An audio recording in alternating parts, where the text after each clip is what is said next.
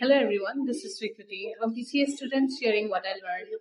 So आजको यस भिडियोमा चाहिँ हामी फिग्मामा कसरी आफ्नो एकाउन्ट क्रिएट गर्ने र UI कम्पोनेन्टमा सबैभन्दा युज्ड कम्पोनेन्ट बटन कसरी क्रिएट गर्ने भन्ने कुरा चाहिँ हेर्दै जाँदैछौँ। So let's start. हामी चाहिँ फिग्मा साइन अप सर्च गर्छौँ पहिला। यसमा गएर you can either continue with Google or your email. I'm going to continue with email अनि यो चाहिँ मैले पहिले बनाइसकेको हो। मैले सेकेन्ड वाला चुज गरेँ, कन्टिन्यू गरेँ। त्यसपछि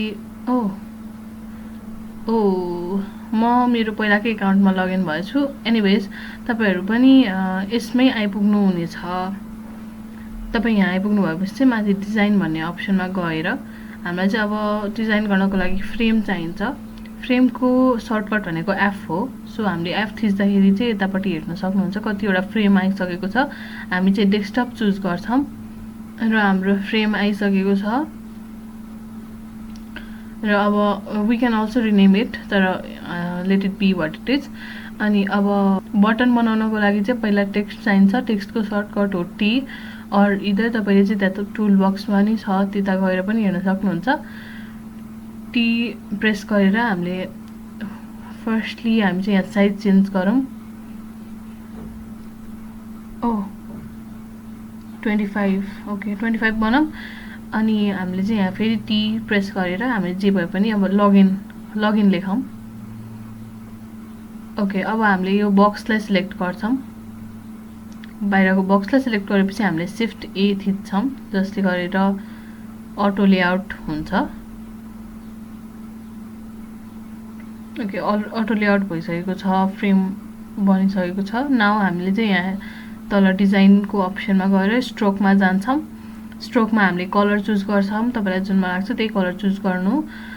अनि त्यसपछि हामीले फिल गर्छौं, ब्याकग्राउन्ड फिल गर्छौं। त्यही स्ट्रोकको माथिपट्टि हामीले एउटा कलर चुज गरेर ब्याकग्राउन्ड फिल गर्न सक्छौं।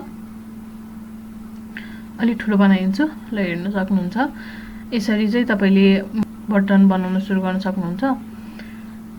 र त्यो रेक्ट्याङ्गुलर टाइपको बटन चाहिँ हुँदैन नर्मली। सो हामीले चाहिँ यहाँ यताबाट ड्र्याग गरेर चाहिँ त्यसको कर्नर मिलाउन सक्छौं। More likely a button.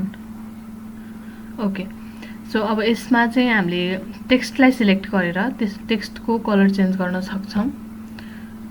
हामी व्हाइट राखौं टेक्स्टको कलर। Okay so done. अब हामी चाहिँ यसमा इफेक्ट्स पनि एड गर्न सक्छौं। बक्सलाई सिलेक्ट गरेर डिजाइनमा स्ट्रोकको तलपट्टि इफेक्ट्स हुन्छ। मेरो फेभरेट हो ड्रप स्याडो। अब देखिने मात्रै गरेर 6 राखौं दुईटैमा। This is more likely a button. हाम्रो बटन चाहिँ कम्प्लिट भइसकेको छ। अब हाम्रो नेक्स्ट स्टेप भनेको चाहिँ यसलाई कम्पोनेन्टमा चेन्ज गरेर त्यसको भेरिएन्ट राखेर if you are a beginner तपाईहरुलाई थाहा नहोला पनि कम्पोनेन्ट भनेको चाहिँ रियुजेबल थिङ हो फिग्मामा।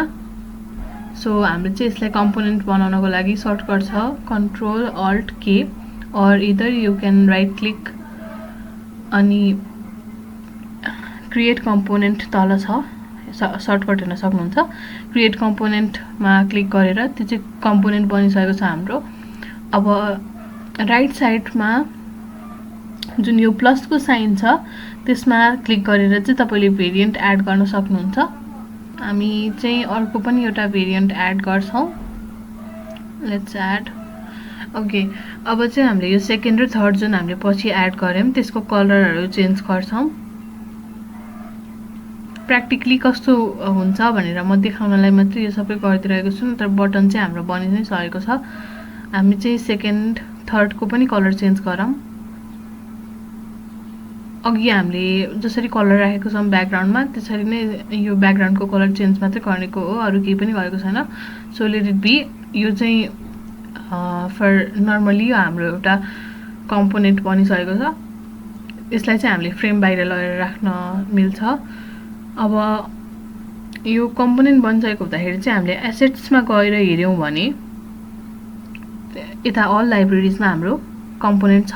त्यो हामीले क्लिक गर्यौं भने हाम्रो डेस्कटपमा चाहिँ कम्पोनेन्ट लगइन बटन चाहिँ आइपुग्छ। सो प्रोटोटाइपमा गएर चाहिँ हामीले इन्ट्र्याक्सन्सहरू एड गर्न सक्छौँ, सच एज हामी क्लिक गऱ्यो भने के हुन्छ, होभर गऱ्यो भने के हुन्छ भनेर। हामीले चाहिँ होभर गर्दा पनि हाम्रो बटनको कलर चेन्ज होस् र क्लिक गर्दा पनि हाम्रो बटनको कलर चाहिँ चेन्ज होस् भनेर चाहिँ हामीले दुईवटा इन्ट्र्याक्सन्सहरू राखिरहेका छौँ। Okay, done. अब हामी फाइलमा जान्छौँ र फ्रेमलाई चाहिँ डेस्कटपको भित्रपट्टि राख्छौँ सो द्याट त्यो प्ले गरेपछि देखियोस्। You can C. अब एकैछिन वेट गरौँ। आइसकेको छ र हामीले बटन होभर गऱ्यो भने पनि कलर चेन्ज भएको छ र क्लिक गरेपछि फेरि अर्को कलर चेन्ज भयो।